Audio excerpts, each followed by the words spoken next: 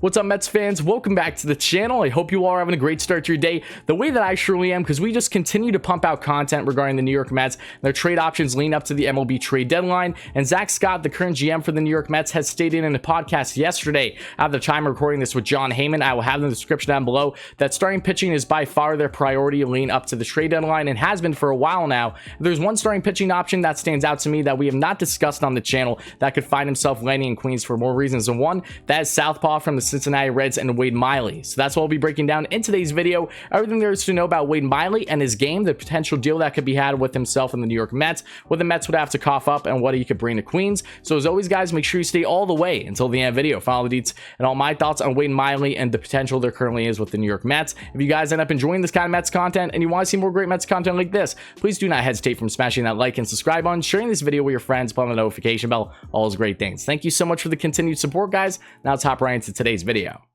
Here we have 34-year-old veteran starting pitching Southpaw for the Cincinnati Reds and Wade Miley. Miley, who was originally acquired with the 43rd overall pick back in 2008 by the Arizona Diamondbacks, has spent the better half of 11 seasons in the MLB thus far with 7 different ball clubs, and in his second season now, with 2 years left on his contract with the Cincinnati Reds, has really emerged as one of the better Southpaws in all of baseball, in which he has really rejuvenized his career, even including a no-hitter and a sub-3 ERA throughout 17 starts this season, and is going to be drawing plenty of interest leading up to the MLB trade deadline should the Cincinnati Reds be sellers, as they are still 6.5 games back of first at the time of recording this in the NL Central and are currently in that loop of are they going to be sellers or buyers. But no less, if they are selling, they are surely going to have suitors, and the New York Mets, you can bet, will most likely be one of them.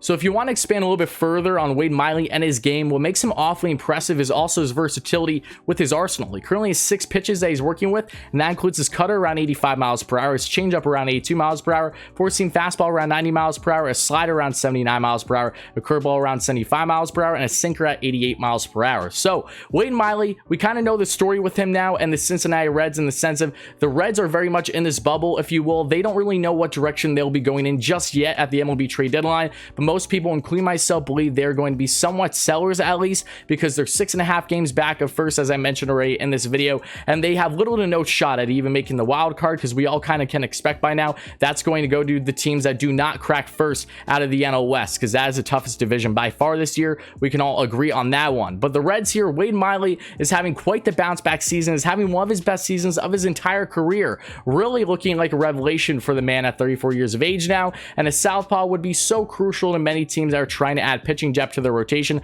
by the deadline to have runs this year. So with this situation, with the assumption that the Reds will be somewhat sellers by the trade deadline, if not sooner, the New York Mets are for sure going to be showing some interest, I would assume, all coming down to the price of a guy like Wade Miley. Because again, he has control in his contract. He still has another year on his deal, which makes him that much more appealing. And also for the Reds, knowing that you can get a better haul than versus if he was just, say, a rental. But Wade Miley, what would he bring to the Mets here? Why is it so appealing from the Mets perspective? Well, again, they need starting pitching depth, and they have no southpaws in this rotation. That's why they've been showing interest in some other pitchers that we've talked about in the channel as well. So check out those videos if you haven't, southpaw wise. But when you get a guy like Wade Miley, you're easily going to be getting yourself a 3rd or a 4th starter, probably a 4th starter, I'd say, in this current rotation, to have at least that one southpaw. With guys like David Pearson, who's still out with injury, who looks like he's still weeks away, according to most of the reports. And also when you have a guy like Joey Lucchesi, who's out the entire year thanks to Tommy John surgery, unfortunately, you're going to want to at least probably have at least one southpaw in that rotation. With all the uncertainty right now, Wade Miley makes absolutely perfect sense for them. And what did he do against the Mets yesterday? He absolutely dominated them. And as I figured, the Mets have been abysmal against southpaws this year. I don't know what it is, but no less, Miley only gave up 1 run in just over 6 innings and had 8 strikeouts against the Mets yesterday at the time of recording this. And that's the exact reason why I did not make a video sooner, because I was waiting for that game to happen to see how he would perform. And now, knowing that the Mets have had even more eyes locked on the potential of landing a guy like Wade Miley, what kind of cost are you going to have to give up for a guy like him? That's a real thing. It all comes down to the control of his contract and the willingness of the Reds. The Reds do in fact find themselves wanting to be sellers by the trade deadline. They won't be as blunt, if you will, in trying to get a deal done versus being stubborn, and the Mets just really trying to make a deal happen versus Reds not wanting to sell at all. So I wouldn't be surprised if you see some moving parts here. And there's one guy that honestly stands out to me when it just comes to the Reds, and you're going to want to fill in that rotation spot. It could be a guy like David Pearson. And I know that he's a young arm for the Mets that you don't necessarily want to get rid of too soon. But if you're going to get a guy like Wade Miley potentially, who still has another year on his contract,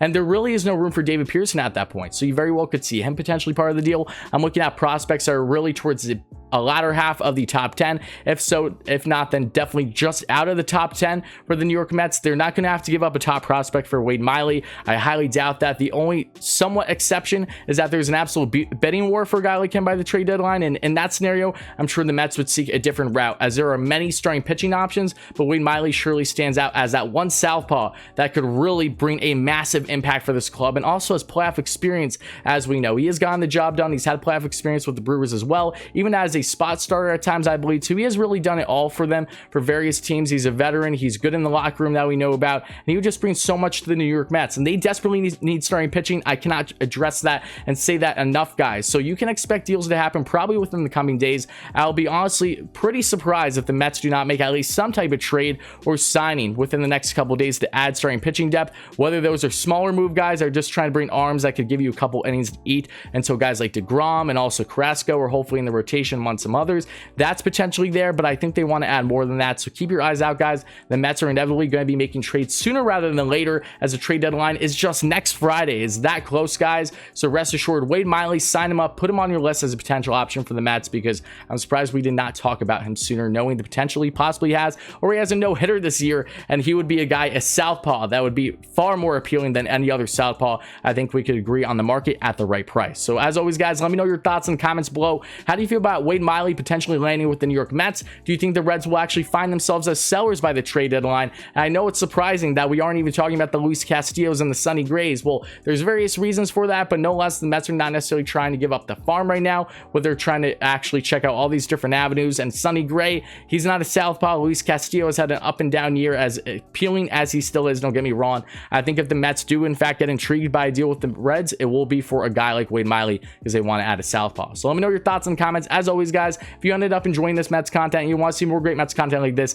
leading up to the MLB trade deadline specifically, make sure to smash that like and subscribe button, sharing this video with your friends, put on the notification bell, all those great things. Thank you so much for the continued support, guys. Really does mean a lot. I cannot wait to get live streams in for in-game live streams that we'll be doing on the channel, probably for the Toronto Blue Jays series as well, so stay tuned for that at the time of recording this. And also, we have a bunch of live streams I'm hoping to have out prior to the actual MLB trade deadline, in which a lot of things are going to happen, as we know. So again, thank you, guys. Let me know your thoughts down below, and of course, let's go Mets, baby.